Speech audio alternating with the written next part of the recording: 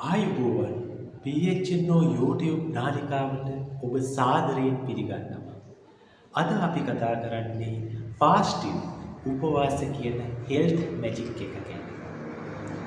මෙම රහස ඔබ හරියටම අනුගමනය කරොත් ඔබට ලැබෙන වාසි රාශියක් තියෙනවා.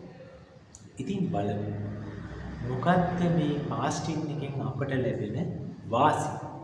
ෆාස්ටිං කියලා කියන්නේ අපේ කිසියම් කාල සීමාවක් අපි හිතාමතාම ආහාර ගැනීමෙන් වැළකී සිටිනවා.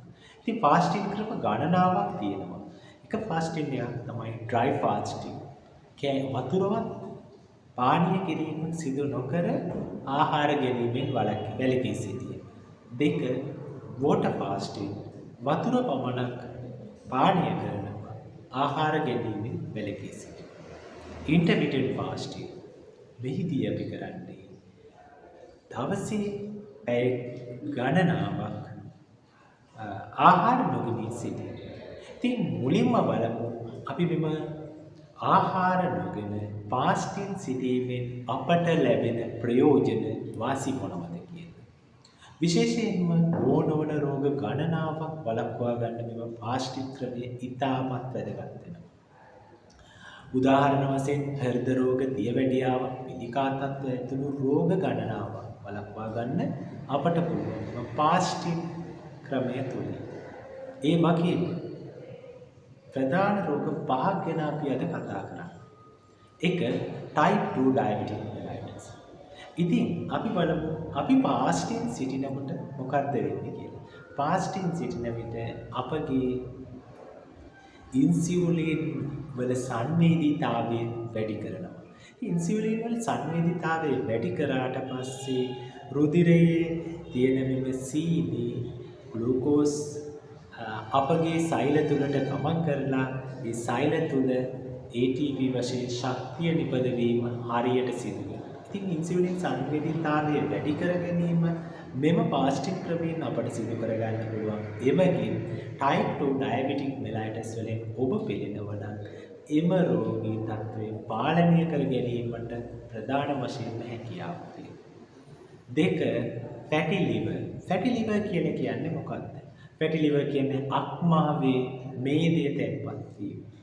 ඉතින් මෙම අක්මාවේ මේදය අපි ෆාස්ටිං සිටින විට දහනය වීම සිදු වෙනවා. එතකොට අක්මාව නිරෝගීව පවත්වා ගැනීමට පුළුවන්. එනම් fatty liver ප්‍රමාණය fatty liver කියන රෝගී තත්ත්වය වළක්වා ගන්න පුළුවන්. ඊළඟ කාරණය තමයි අධිරුධිර පීඩනය වළක්වා ගැනීමට පුළුවන්. අධිරුධිර පීඩනයේ තිබෙන්නේ ෆාස්ටිං සිටීම තුළින් අපගේ හෝමෝන සමතුලිතතාවයක් ඇති වෙනවා. ඒ වගේම සෝඩියම් ප්‍රමාණය අඩු කිරීම තුළින් මෙම අධිරුධිර පීඩනය පාලනය කර ගැනීමේ හැකියාවක් අපිට ලැබෙනවා.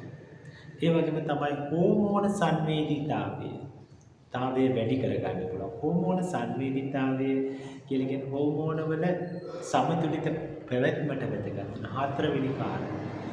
උදාහරණයක් වශයෙන් ඉන්සුලින් වැනි හෝමෝනයක් සාමාන්‍යයෙන් ඉන්සුලින් රෙසිස්ටන්ට් එනම් ඉන්සුලින් ප්‍රතිරෝධීතාවය වළක්වාගෙන නිවැරදි ඉන්සුලින් මට්ටමක පවත්වා ගැනීමට මෙම ෆාස්ටිං ක්‍රමය වැදගත් වෙනවා. ඒ වගේම අපගේ ප්‍රතිශක්තිය ඇති කිරීමට නැත්නම් අපගේ සිස්ටමික් තත්ත්වයක් කියන්නේ අපගේ පද්ධතිවල නිරෝගීතාවයට සහ පිළිකා තත්ත්ව වළක්වා ගැනීමට මෙම ෆාස්ටිං ක්‍රමය ඉතාමත් වැදගත් වෙනවා. ඉතින් මේ වගේ වාසි රාශියක් ඔබට ලබා ගන්න මෙම ෆාස්ටිං ක්‍රමය අපි කොහොමද කරන්නේ?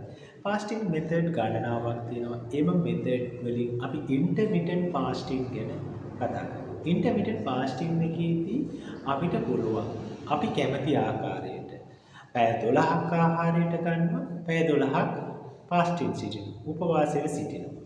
මේ පැය 12 තුළ ඔබගේ ප්‍රධාන ආහාර වේල තුන ඔබට ආහාරයට ගන්න පුළුවන්. පැය 12ක් ෆාස්ටිං සිටිනවා. තව ක්‍රමයක් තමයි පැය 14ක් ඔබ උපවාසයේ සිටිනවා, පැය 10ක් ආහාර ගන්න. තව ක්‍රමයක් තමයි 16 hours. 16 hours අපි fasting සිටිනවා.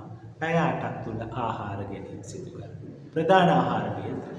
මේ ආකාරයේ ඔබ කැමති ඔබට පහසු ක්‍රමයක් ඔබ මේ fasting ක්‍රමය සඳහා යොදගන්න. තව විශේෂිතම fasting ක්‍රමයක් තියෙනවා ඕමන්ට්. one day දවසක එක දවසට පැය 24ක් තුල එක ආහාර වේලක් පමණක් අපි ආහාරයට ගන්නවා.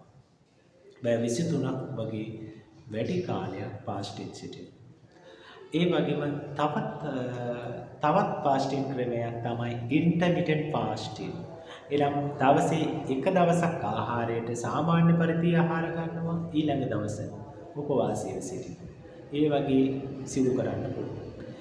ඒ වගේම අපිට තවත් සිදු කරගත හැකි fasting ක්‍රමයක් තමයි 5 to 2 method. සතියේ දවස් 7 5ක් අපි ආහාර සාමාන්‍ය පරිදි ගන්නවා. දවස් 2ක් උපවාසීව ආහාර ගැනීම එනම් කැලරි මට්ටම කාබෝහයිඩ්‍රේට් ප්‍රමාණය අඩු කිරීම සිදුවේ. මෙම ක්‍රම ගණනාවෙන් ඔබට පහසු කැමැති ක්‍රමයක් අනුගමනය කරලා ඔබගේ බර අඩු කරගන්න, ඒ වගේම ඔබගේ කැලරි දහනය කරලා ඔබගේ බෝ නොවන රෝග වළක්වාගෙන සෞඛ්‍යමත් සුරක්ෂිත වෙන්න. ඉතින් PHNO මధుශංක සමග සෞඛ්‍යමත් සුරක්ෂිත අනාගතයක් ඔබට ඇති කරගන්න. ස්තුතියි.